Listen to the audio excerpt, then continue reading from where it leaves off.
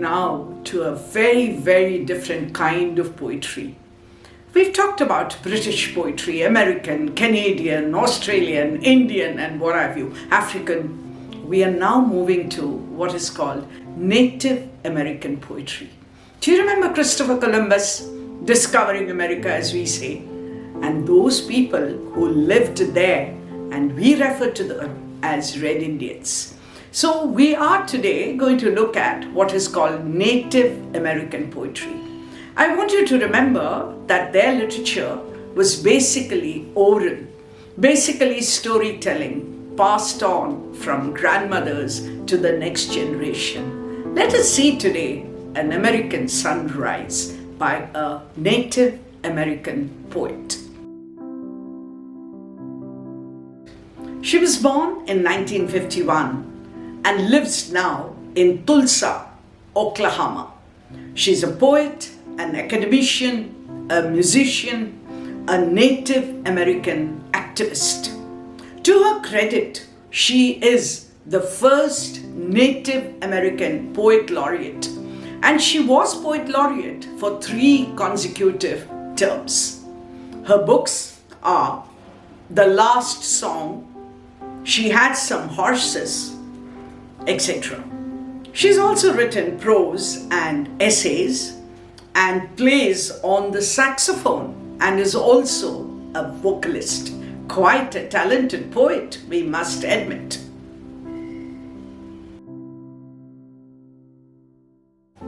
An American Sunrise is indeed the voice of the native people, the indigenous people of USA. The poem, when we look at it, almost seems like prose because it is a continuous line after line without a margin on the right-hand side. We were running out of breath as we ran to meet ourselves. We were surfacing the edge of our ancestors' fights and ready to strike. I want us to remember that the poor Native Americans, I'm using the word poor because we have been so unfair to them, they were pushed out of the regions which they originally inhabited. So this poem is about the Muscote people. Most of the tribes, we don't even know their names.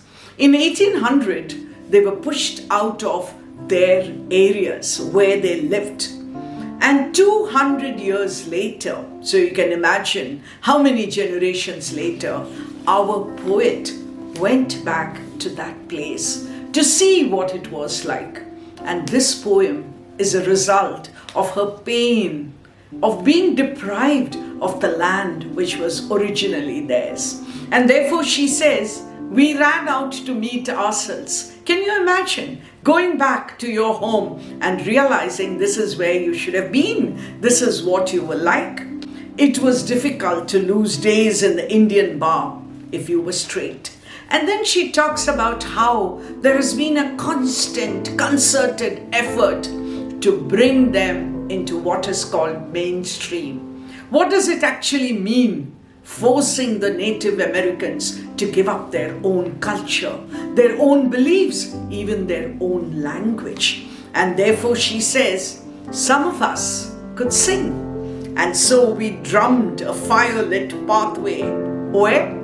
Up to the starry stars. The desire to move away, to give up all this. And then there is something even more painful because they were forced to give up their religion, their native religion, their indigenous religion, and they were converted to Christianity. And this line is so touching when she says it was the Christians who invented sin, who invented the devil, because we were good. We didn't have these words in our canon, in our vocabulary, in our literature. And then what did we do? We had something to do with the origins of blues and jazz. All of you who are interested in music, in Western music, in pop music, you know about the blues, which was really the creation of the Native Americans and to some extent the Afro-Americans also. And then she goes on to say, we are still America. We know the rumors of our demise. We spit them out, they die soon. So we do not exist, or at least that is what the white Americans would want the world to believe. But she says, we know the rumors of our demise. We are not dead. We live. We want to keep our culture alive. We want to keep our language alive. It's really a cry for identity, for recognition, for importance in what we today call the USA.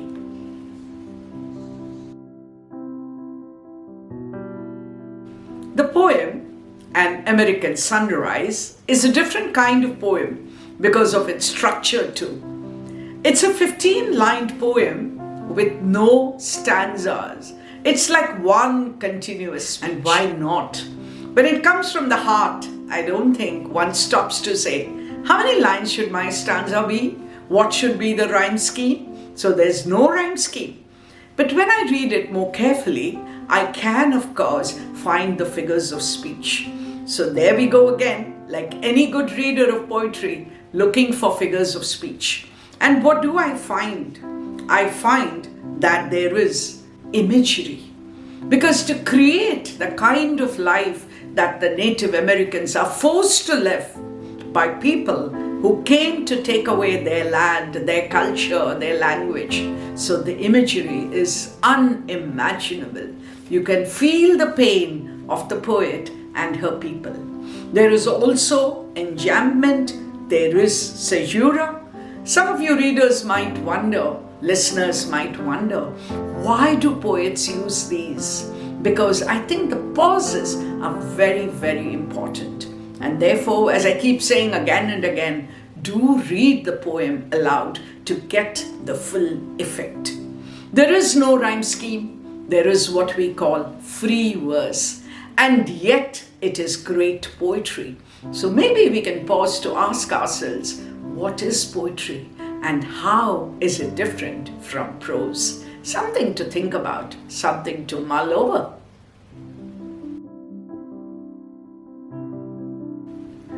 Writing from the margins, marginalized people writing, trying to get a voice in mainstream literature. Well, one such poem is what we just did. But you could look at other marginalized literature. Come to India, look at Dalit literature, for example. Some time back we talked about Jewish literature, we talk about women's literature, we talk about minority literature. Read them to see how all over the world there are people who are trying to find a voice. And the best it comes across is in their poetry.